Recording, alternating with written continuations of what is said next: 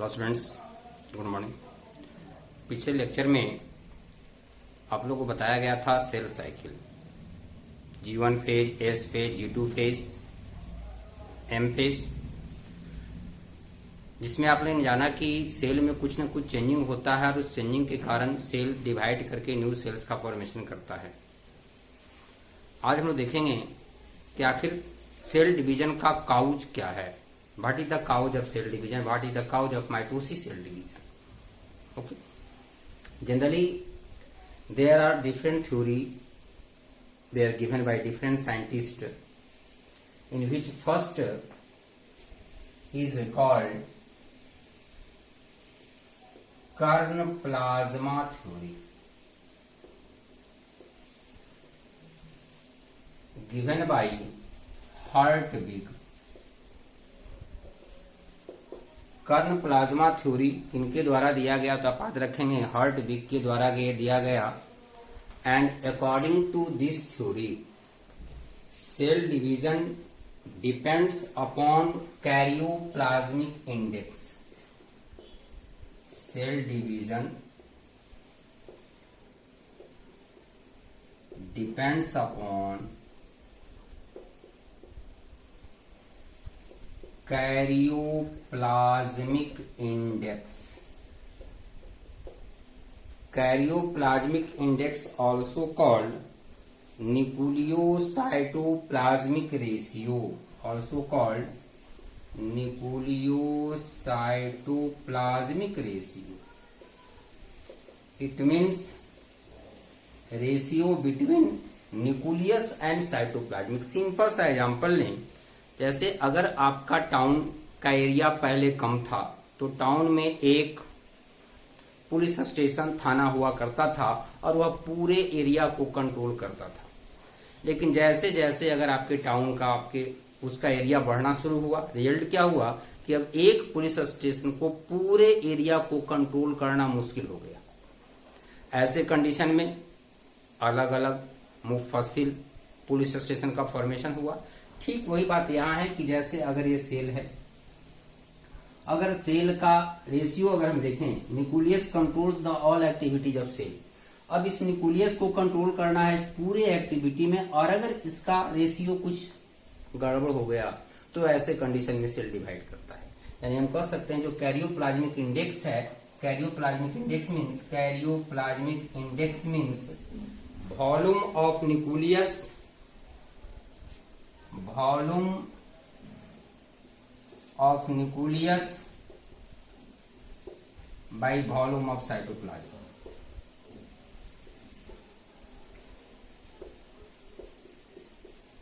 Okay, volume of nucleus by volume of cytoplasm is called karyoplasmic index.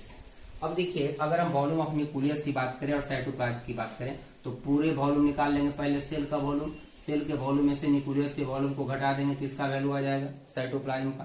तो हम कर सकते हैं इक्वल टू लिख सकते हैं volume of nucleus VN by VC total sale, VC by, फिर इसको टोटल सेल में से इसको निकाल दिए VN। VN क्या हो गया? Volume of nucleus, volume of nucleus, VC volume of cell. ठीक है, and this ratio is called cytoplasmic index और न्यूक्लियोप्लाज्मिक रेशियो। अब देखिए, अगर सेल का साइज अलग अलग है, मान लिया एक सेल ए है, दूसरा सेल ए है, तो ऐसे कंडीशन में VI का वैल्यू अलग अलग होगा। स्मॉल सेल के लिए देखें, लार्ज सेल के लिए देखें, दोनों कंडीशन में VI का वैल्यू अलग होगा। जैसे अगर स्मॉल सेल होगा तो उसका वैल्यू ज्यादा होगा, इंडेक्स का जो वैल्यू है वो ज्यादा होगा। It means KI is more for a small cell. अब देखिए तो KI मोर, KI मतलब वॉल्यूम ऑफ न्यूक्लियस। अब इसका वैल्यू हम ज्यादा कर रहे हैं कि एक से ज्यादा हो रहा है, इसका मतलब है कि ऊपर वाला ज्यादा है नीचे वाला कम है। वैसे कंडीशन में साइटोप्लाज्म का अमाउंट कम होगा। तो जब सेल छोटा होगा तो साइटोप्लाज्म का अमाउंट कम होगा, सेल बड़ा होगा साइटोप्लाज्म का अमाउंट ज्यादा होगा। ठीक है। Next, second cause is surface volume ratio. अगर मान लिया जाए कोई सेल है, सेल के अंदर न्यूक्लियस है, साइटोप्लाज्म, सेल ऑर्गेनल सिटी से। अब जैसे जैसे सेल का साइज बड़ा होता है, ठीक है, सरफेस एरिया के कंपैरिजन में वॉल्यूम का इंक्रीज ज्यादा होता है। ऐसे कंडीशन में कहते हैं कि इफ सेल ग्रोस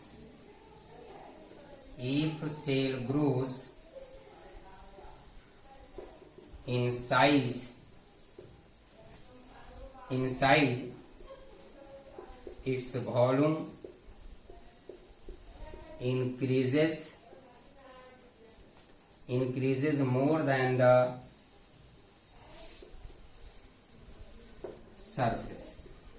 सरफेस के कंपैरिजन में अंदर का जो सरफेस एरिया के कंपैरिजन में अंदर का जो वॉल्यूम है वह ज्यादा तेजी से बढ़ता है। रिजल्ट क्या होता है कि एक ऐसा समय आता है कि पूरे वॉल्यूम को कवर करने की capacity surface area means plasma membrane cell वाले में नहीं होता है। रिजल्ट क्या होता है, सेल डिवाइड कर जाता है। लेकिन अभी तक हमने जो भी थ्योरी बताया यह कम्प्लीटली एक्सेप्टेबल नहीं है। इसके बाद हम अगर तीसरे की बात करें तब है main reason replication of DNA. It means formation of new DNA molecules from existing DNA molecules or doubling of DNA. अगर सेल के अंदर डीएनए का अमाउंट डबल होता है, डीएनए डुप्लीकेट करता है, तो ऐसे कंडीशन में वह सेल डिवाइड कर जाता है। ठीक है। चलिए अब देखिए कि यह जो भी प्रोसेस हो रहा है सेल डिवीजन का, आखिर इसको कंट्रोल कौन कर रहा है। All activities of cell are control by nucleus. लेकिन जो सेल डिवीजन का प्रोसेस है उसमें न्यूक्लियस भी पार्टिसिपेट कर रहा है, तो आखिर इसको कंट्रोल कौन कर रहा है। What is the control mechanism of the cell division. आगे देखते हैं। Cell division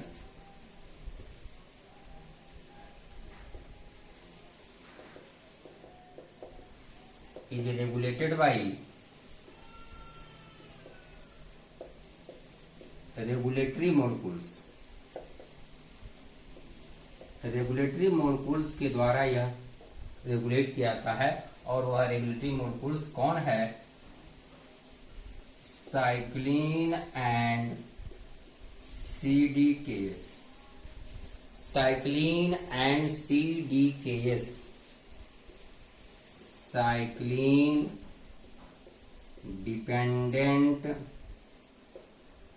kinase. ऐसे लगाइएगा तो काइनेजेज हो जाएगा, नहीं लगाएंगे तो हम काइनेज कहेंगे। Cyclin and cyclin dependent kinase are the regulatory molecules that regulates the process of cell division.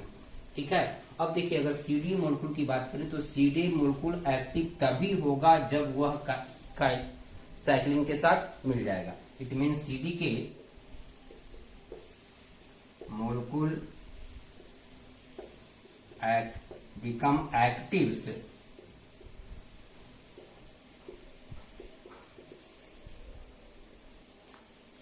by binding with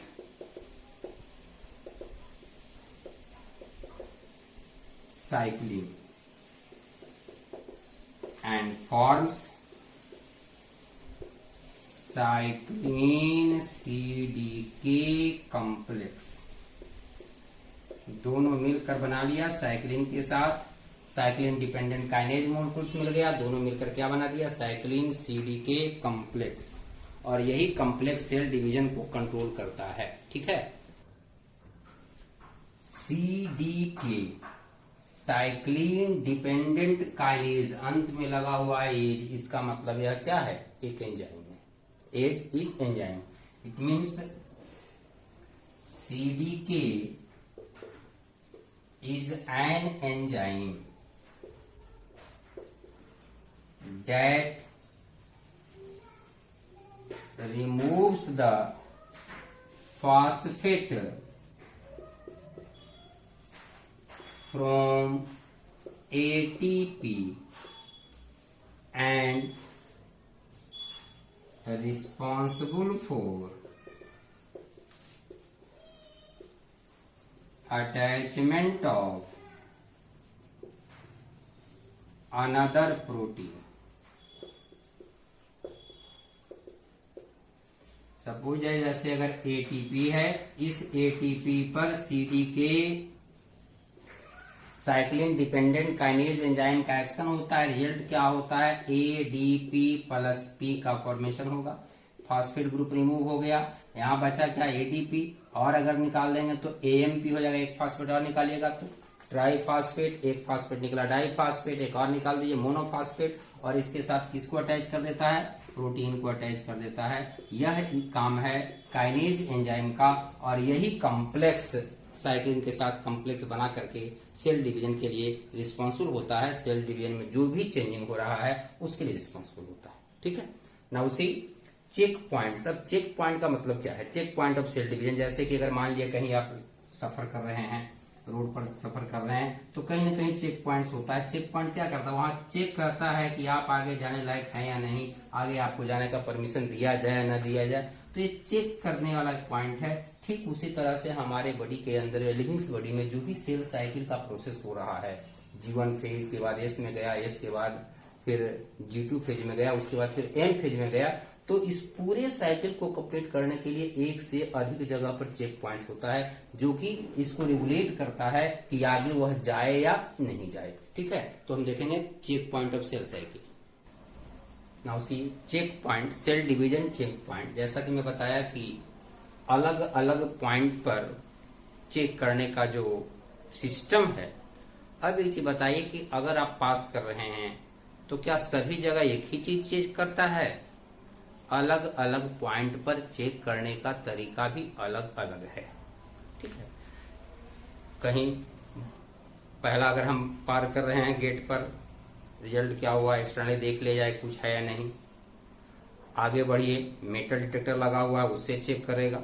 ठीक है, तो अलग अलग स्टेज में अलग अलग चेक करता है। ठीक वही बात यहाँ भी है। तो इन आवर बॉडी और in livings body cell cycle is regulated by, controlled by, regulated by 3 check points. इसको कंट्रोल करने वाला, आगे का परमिशन देने वाला 3 चेक पॉइंट्स है। वह चेक पॉइंट कौन है? पहला है G1 check point. G1 check point. अब G1 का मतलब है कि G से आगे जाना है, तो G का आगे का फेज S फेज, तो हम कह सकते हैं G1S transition, G1S transition. And all mechanism of cell cycle is controlled by cyclin and cyclin dependent kinase. किससे कंट्रोल हो रहा है? साइक्लिन से और CDK से, cyclin dependent kinase. Cyclin is of different types, A, B, C, D and E। There are 5 types of cyclin, और इस cyclin के साथ मिलेगा साइक्लिन डिपेंडेंट काइनेज, बनाएगा कॉम्प्लेक्स। तो अलग अलग चेक पॉइंट पर अलग अलग साइक्लिन और CDK है। जैसे कि अगर हम पहला चेक पॉइंट की बात कर रहे हैं G1 चेक पॉइंट पर, तो यहां मिलेगा आपको CDK4 एंड साइक्लिन D, और यहां मिलेगा CDK6 and cyclin D, CDK2 and cyclin E। चलिए, तो पहला चेक पॉइंट को कंट्रोल करने वाला 3 रेगुलेटर्स है। अब यह क्या चेक करेगा? Growth factor, nutrient, cell cycle. ठीक है, फर्स्ट चेक पॉइंट के द्वारा कंट्रोल किया जाएगा influenced by cell size, nutrient, cell के अंदर प्रॉपर अमाउंट में न्यूट्रिएंट है या नहीं, डीएनए का क्या स्थिति है, डैमेज है, नॉर्मल है। अगर डीएनए में कुछ डैमेजिंग हो गया है तो वह आगे चेक पॉइंट आगे अलाउ नहीं करेगा, मीन्स नेक्स्ट स्टेज में सेल इंटर नहीं करेगा। और फोर्थ है ग्रोथ फैक्टर। ये हुआ first check point. Okay, now second check point. Second check point is G2 check point. अब देखिए, पहला तो G1 से S में जा रहा है तब चेक पॉइंट है, दूसरा G2 चेक पॉइंट, जो भी नाम दिया गया है पहले वाला स्टेज का दिया है, तो G2 के बाद आएगा M फेज, तो हम कहेंगे G2 and M transition regulated by CDC2 और K2 लिख सकते हैं, CDC2 या CDK2 एंड साइक्लिन B। अब C का मतलब हो जाएगा, यहां तो K का मतलब बताया काइनेज, यहां C का मतलब complex, it means cyclin dependent complex. ये कंट्रोल कर रहा है सेकेंड चेक पॉइंट को, ठीक है। अब यहाँ सेकेंड चेक पॉइंट पर जो कि G2 और M ट्रांजिशन फेज का चेक पॉइंट है, यहाँ क्या क्या होगा, सेल साइज G2 के बाद मतलब S से पार कर चुका है, तो influenced by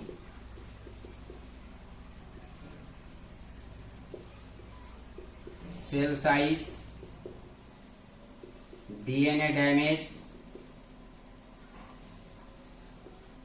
and DNA replication. This checkpoint after the S phase, and you know in S phase replication of DNA takes place. S phase में ही replication DNA का होता है, उसके बाद का है, इसीलिए यहाँ DNA replication को भी इन्फ्लुएंस के लिए रिस्पॉन्सिबल होगा। Next third check point. Now see third check point is M check point. M means metaphase, तो मेटाफेज के बाद का स्टेज है एनाफेज। नाम हम क्या देंगे इसका, metaphase anaphase transition. Okay, regulated by cyclin degradation और cyclin B degradation.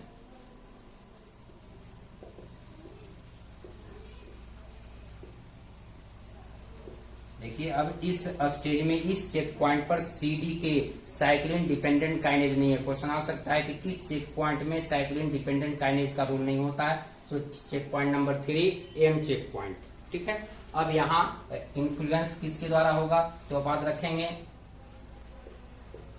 Chromosomal attachment with spindle. जैसे अगर यह क्रोमोसोम है, क्रोमोसोम के सेंट्रोसोम से, सेंट्रोसोम में काइनेटोकोर है, so with the help of kinetochore attachment of spindle takes place. और जैसे ही स्पिंडल का अटैचमेंट होगा, क्या करता है, यह एनाफेज प्रमोटिंग फैक्टर को एक्टिवेट कर देता है। It means attachment of spindle with chromosome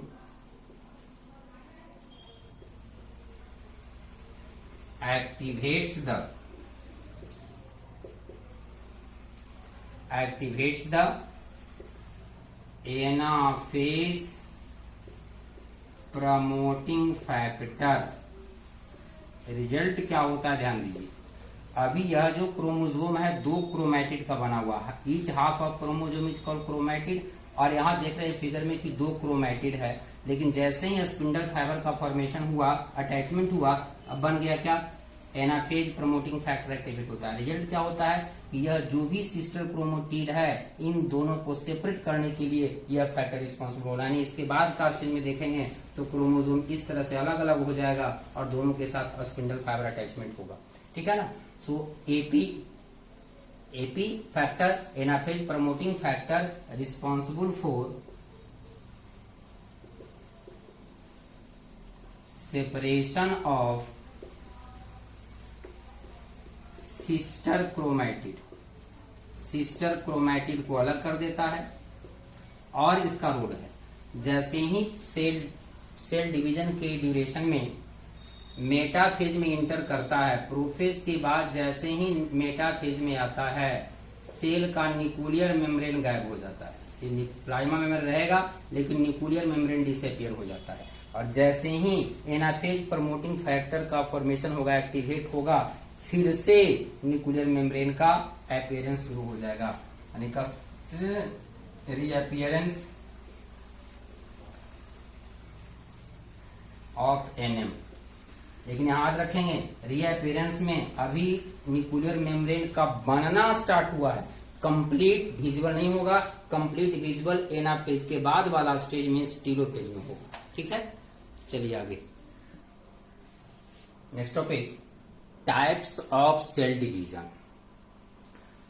ऐसे तो सेल डिवीजन का मेनली 2 टाइप है, लेकिन एक तीसरे तरह का भी मिलता है। तो there are 3 types of cell division, mitosis,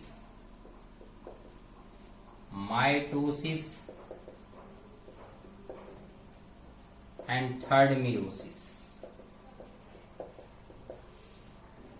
cell cycle में का जो 4 स्टेज में बताया, interphase, G1 phase, S phase, G2 phase, M phase. M phase means mitosis और मियोसिस, दोनों में यूज कर सकते हैं। ए माइटोसिस के कंडीशन में सेल साइकिल कंप्लीट नहीं के बराबर होता है। ठीक है ना। अब देखिए, हम अगर बात करते हैं ए माइटोसिस का, observed by Robert रीमैक,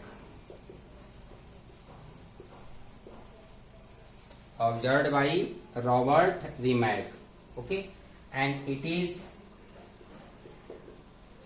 direct method of cell division.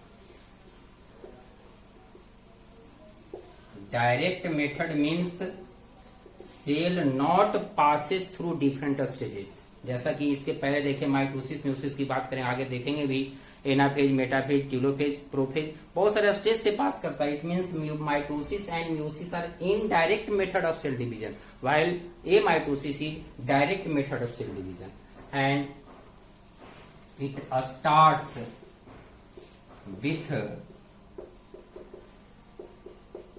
Simple cleavage और इनवेजिनेशन of nucleus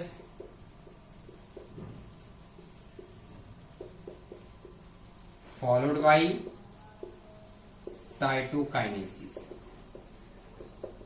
जो सिंपल ऑर्गेनिज्म में, प्रोकैरियोटिक में आप जो बाइनरी फ्यूजन की बात करते हैं, बाइनरी फ्यूजन ये माइटोसिस है। जैसे अगर ये सेल है, सेल के अंदर न्यूक्लियस है, तो सबसे पहले सिंपल क्लीवेज और इनवेजिनेशन, अंदर की तरफ धंसना शुरू करेगा। इस ढंग से देखिए, इनवेजिनेशन, क्लीवेज इन न्यूक्लियस, और इसके बाद फिर क्या होगा, साइटोप्लाज्म में भी इनवेजिनेशन हो जाएगा, साइटोप्लाज्म का भी बंटवारा शुरू हो जाएगा इस रूप में। लास्टली सेल, एक सेल से 2 सेल का फॉर्मेशन कर लेता है। So it is direct method of cell division. Okay, अब देखना है कि ये जो मेथड है ये माइटोसिस सेल में होता कहाँ है। अकर्सिंग यूनिसेलुलर प्रोकैरियोट्स, ठीक है। यूनिसेलुलर अगर कोई प्रोकैरियोट्स, दोनों में हो सकता है, प्रोकैरियोट्स में होता है, और कुछ सेल्स यूकैरियोटिक सेल्स भी है जिसमें कि ए माइटोसिस सेल डिवीजन होता है। जैसे अगर हम देखें, internodal cell of Chara, Chara is a algae, member of plant kingdom, endosperm cell of seed, seed के अंदर जो एंडोस्पर्म का फॉर्मेशन होता है जो कि फूड स्टोरेज का काम करता है, वहां भी ए माइटोसिस सेल डिवीजन होता है। ठीक है, इंटरनोडल सेल ऑफ कारा, एंडोस्पर्म नहीं दिख रहा है, पूरी देता हूं मैं, एंडोस्पर्म सेल ऑफ सीड। ठीक है, तो हमने एक सिंपल मेथड जो है एमाइटोसिस सेल डिवीजन का हमने देख लिया, जो कि प्रोकैरियोट्स में यूनिसेलुलर लिविंग में होता है। नेक्स्ट वीडियो में हम लोग देखेंगे माइटोसिस स्टार्ट करेंगे, फिर माइटोसिस के बाद मियोसिस देखेंगे। Mitosis and meiosis completes in different stages. Mitosis and meiosis completes mainly two phase, one is called karyokinesis, other is called cytokinesis. पहले न्यूक्लियस का डिवीजन होगा, तब साइटोप्लाज्म का डिवीजन होगा। And division of nucleus also completes in 4 phase in case of mitosis, prophase, metaphase, anaphase, telophase. और अगर हम यहां बात करें तो इसके बहुत सारे स्टेज है। Prophase first means prophase again divided into 5 sub stages, leptotene, zygotene, pachytene, diplotene, diakinesis, जो कि हम लोग अगले वीडियो में देखेंगे। तो अगले वीडियो में हम लोग माइटोसिस स्टार्ट करेंगे। ठीक है, ओके।